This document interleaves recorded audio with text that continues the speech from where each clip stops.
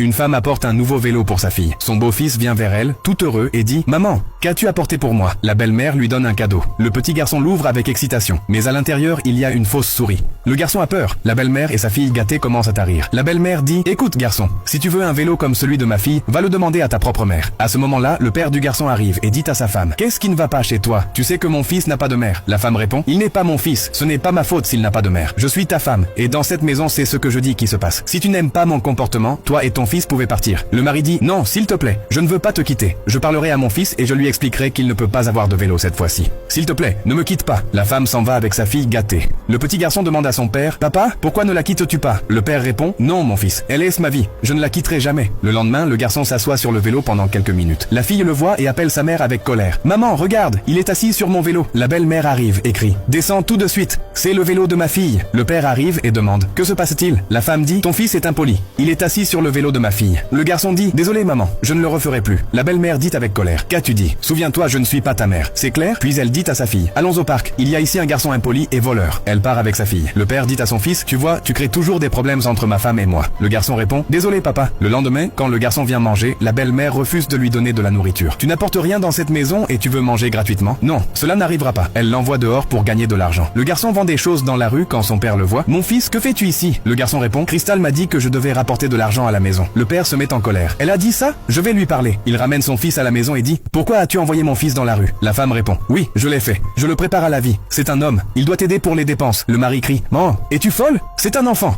T'ai-je déjà demandé de l'argent? Je paye tout, même pour ta fille. Tu penses simplement que mon fils est moins important. Si cela continue, je quitterai cette maison. » La femme a peur. « S'il te plaît, pardonne-moi. Cela ne se reproduira plus. » Le garçon dit « Mais papa, elle continuera à me maltraiter. » La belle-mère dit « Pardonne-moi, je vais changer. Tu peux m'appeler maman. » Le garçon est heureux et la serre dans ses bras. Mais le lendemain, quand le père n'est pas à la maison, elle recommence à maltraiter le garçon. Elle achète un téléphone portable pour sa fille. Le beau-fils demande « Maman, tu n'as rien apporté pour moi. » Elle répond avec colère « Je ne suis pas ta mère. Si tu veux quelque chose, demande à ton père. Je n'achète des choses que pour ma fille. » Le père entend tout. Il dit avec colère « Donc tu n'as pas changé. Tu continues à être cruel avec mon fils. » La femme dit nerveusement « Mon chéri, je ne savais pas que tu rentrerais si tôt. » Le mari dit « Non mon chéri, j'ai tout entendu. Je veux divorcer. Je suis fatigué que tu traites toujours mal mon fils. » La femme dit « Je n'ai pas besoin de toi. Prends ton fils inutile et partez. » Le mari prend son fils et quitte la maison. Après quelques jours, il n'y a plus de nourriture dans la maison. La facture d'électricité n'est pas payée. Le propriétaire vient et dit « Payez le loyer dans une semaine ou quittez la maison. » Cristal comprend que tout fonctionnait grâce à David. Elle rencontre David dans la rue et dit « S'il te plaît, pardonne-moi. Je vais changer. » David répond « Je t'aimais beaucoup, mais maintenant j'aime mon fils encore plus. Il est ma première priorité. Toi aussi, tu devrais faire de ta fille ta priorité. » Il lui donne un peu d'argent et s'en va.